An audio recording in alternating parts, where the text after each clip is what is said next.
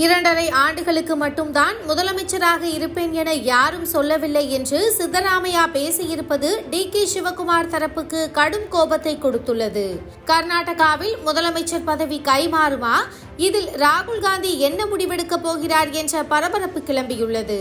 கர்நாடகாவில் 2023இல் காங்கிரஸ் ஆட்சியை பிடித்தபோது சித்தராமையா மற்றும் டி.கே. சிவகுமாருக்கு இடையே அதிகார போட்டி ஏற்பட்டது.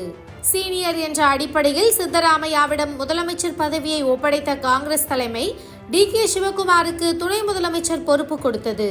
அப்போது 2 பேரும் ஆளுக்கு 2.5 ஆண்டுகள் முதலமைச்சராக இருந்து கொள்ளலாம் என டீல் போட்டுதான் தலைமை இந்த விஷயத்தை சரிக்கட்டியதாக பேச்சு அடிபட்டது.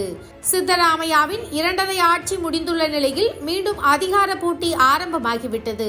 டி.கே. சிவகுமாரை முதலமைச்சர் ஆக்க வேண்டும் என அவரது ஆதரவாளர்கள் டெல்லிக்கு படையெடுத்து வருகின்றனர். ஆனால் 5 ஆண்டுகள் நான் தான் முதலமைச்சராக இருப்பேன் என சித்தராமையா தொடர்ந்து சொல்லி வருகிறார். கர்நாடகாவுக்கு வந்த காங்கிரஸ் தேசிய தலைவர் மல்லிகார்ஜுன கார்கே பேச்சுவார்த்தை நடத்தி நிலைமையை சரிக்கட்டியதாக தகவல் வெளியானது.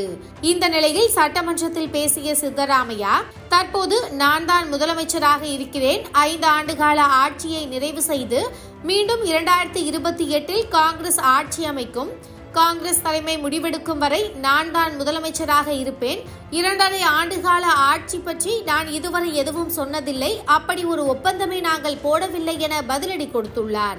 சித்தராமையாவின் பேச்சு டி.கே. சிவகுமாருக்கும் அவரது ஆதரவாளர்களுக்கும் கடும் ஆத்திரத்தை கொடுத்துள்ளதாக சொல்கின்றனர்.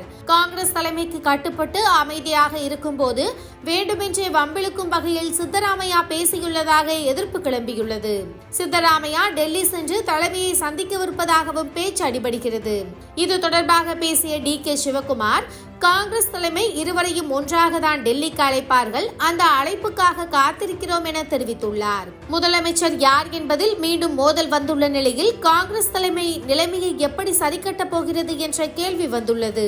ராகுல் காந்தி தலையிட்டு பேச்சுவார்த்தை நடத்தி ஆட்சியை தக்க வைக்க வேண்டும் என கர்நாடக காங்கிரஸ் கட்சியினர் கோரிக்கை வைத்து வருகின்றனர்.